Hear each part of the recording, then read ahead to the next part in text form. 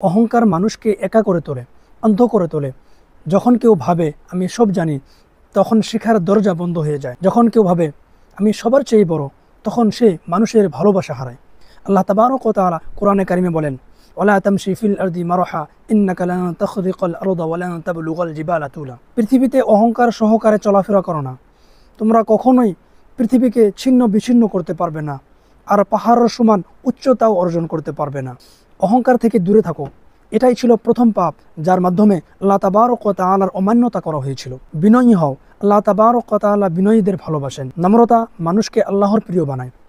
অহংকার মানুষকে ধ্বংসের মুখে নিয়ে যায়। তাই নিজেকে জাহির না করে নিজের কাজ দিয়ে প্রমাণ করো।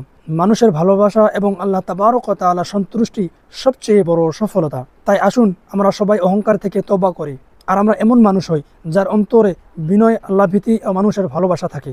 আল্লাহ তাবারক ওয়া তাআলা আমাদেরকে কবুল করুন, আমিন।